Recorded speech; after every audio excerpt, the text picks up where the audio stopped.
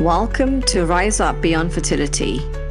This is a podcast for women who are trying to conceive, going through IVF or fertility challenges, or having a break, or just working out the next steps, who feel like this journey has changed them in ways absolutely no one prepared them for. Here we talk about the emotional chaos, all the trauma, the identity shifts, the cultural pressure, the societal pressure, the grief, and the quiet moments where you wonder who you are becoming through all of this. I'm Tina, a fertility and life coach, and this space isn't about pushing through or pretending that you are absolutely fine. It's about feeling supported, reconnecting with yourself, and rising up beyond fertility, whatever that looks like and feels like for you. If you've been wondering and asking yourself who you are beyond all of this, you are in the right place. Hello. I have taken a long break from doing these podcasts, as most of you would have noticed. But I was grieving the loss of my dad at the end of last year. So it was really a tough time for me, and I honestly had to stop and breathe and do what I tell my clients to do. Less pushing, more feeling and pausing. I just knew that I couldn't just get up and get on with it. I had to slow down. I'm glad to say that I've been working a lot on my own healing, and this is something that's ongoing because we never truly heal 100%, especially from grief and loss. So I wanted to say thank you to everyone, all my listeners that have been super patient with me and have allowed me time to work through it all. I want to start today with something that I hear from all women all the time, and myself, to be honest.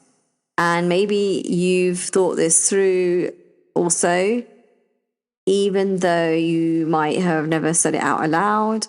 And that's, I don't recognize myself anymore.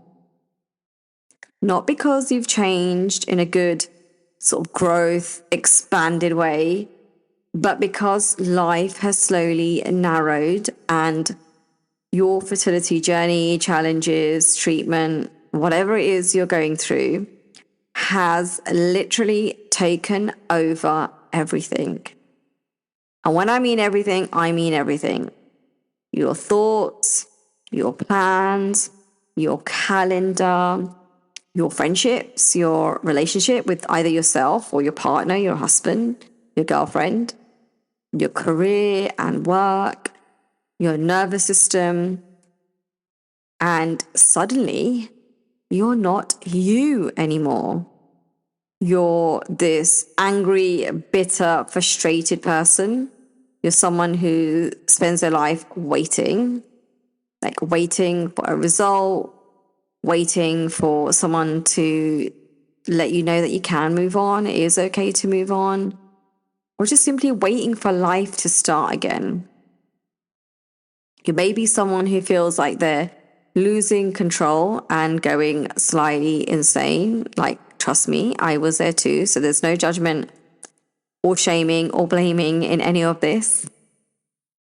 So if this is where you're at right now, I really want you to hear me when I say that you haven't failed at coping.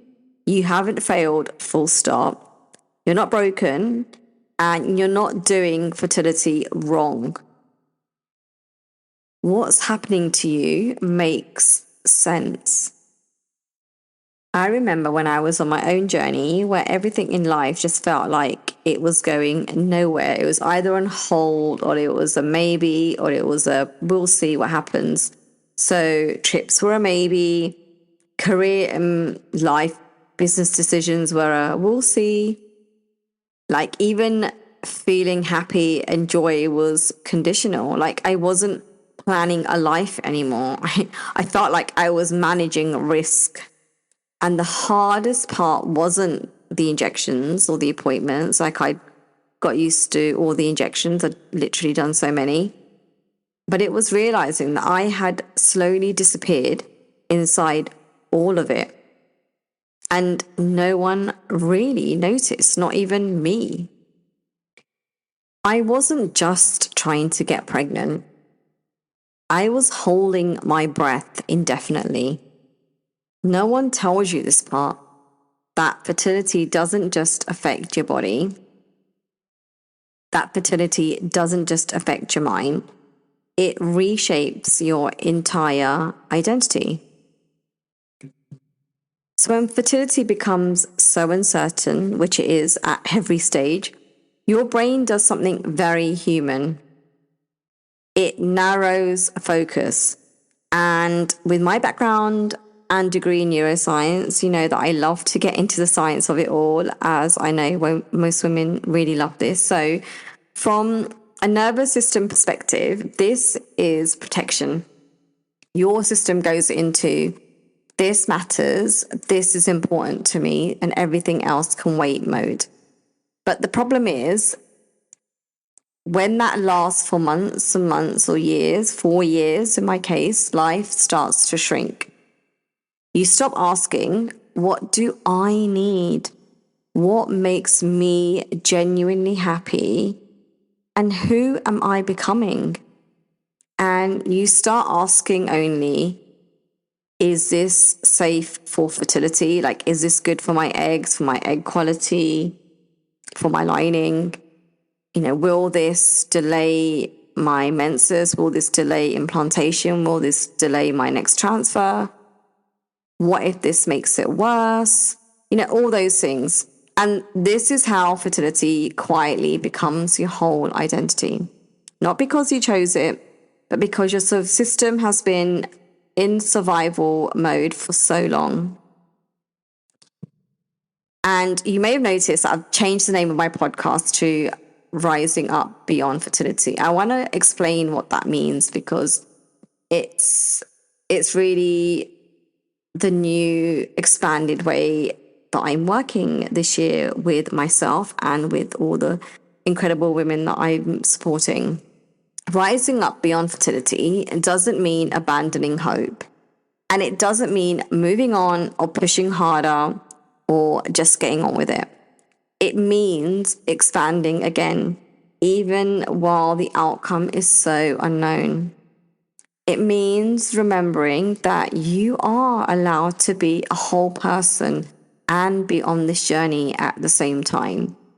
You are allowed to be happy and book that trip with the girls or with your partner, with your family. And that you don't have to put your life on hold to be worthy of a future. Now, I love journaling and journal prompts and all that reflection work.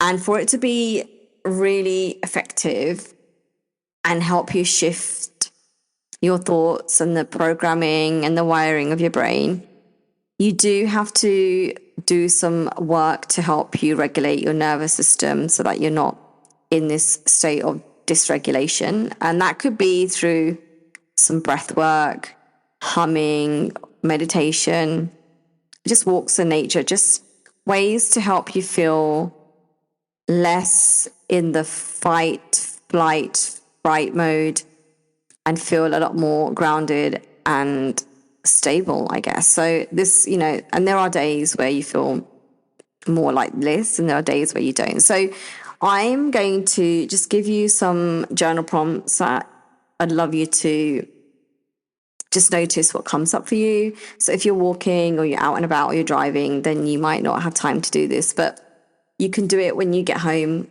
and when you've got some moment of peace and it's quiet. So I'm going to go through these prompts and I just want you to notice what comes up for you. There's no right answer here. This is about awareness. It's not about fixing anything. So I'm going to go through the questions now, the prompts. The first one is, who was I before fertility took center stage in my life? Now, I don't want you to go back. I just want you to remember. And number 2, in what ways has my world become smaller lately? And that could be plans that I've stopped making or parts of me that I stopped listening to. Number 3, what part of me is quietly asking for attention right now?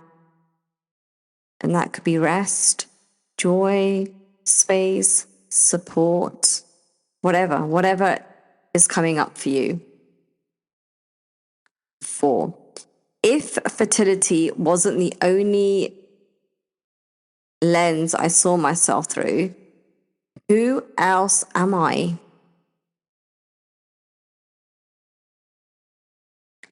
And to help you with some of these prompts and some of these sort of reflective questions, I'm going to take you through a short guided breathwork exercise. Okay, so again, if you're driving or walking, please don't do this, but I mean, you can if you're walking, but you can't if you're driving. And just find yourself some quiet space wherever you are. It could be in a park, at work, at home. And I'm going to take you through a few minutes of guided breath work to help your body come out of this holding mode if you're open to try it and want to try it. Okay, so I want you to just sit comfortably, feet on the floor if you can, or you could be sitting down, and you feel the surface that you're on support you and ground you. Gently close your eyes. Take a slow breath in through your nose and exhale through your mouth. Again, in and out. Each time, I want you to try and make the exhale longer than the inhale. And if you like, you can place one hand on your heart and one hand on your belly as you're breathing in and out.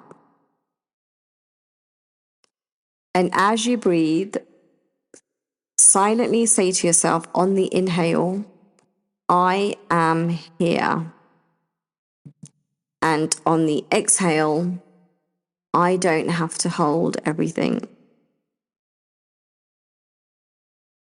As you're doing this, I want you to let your shoulders drop, soften your jaw, let your tongue rest. And if there's any tension in your forehead, just feel that melt away. You're not letting go of your journey.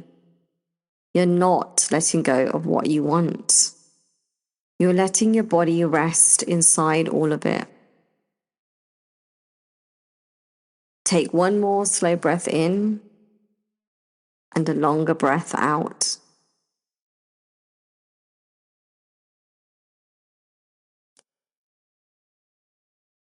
If this episode stirs something, that's okay. You don't need to know what the next step is yet.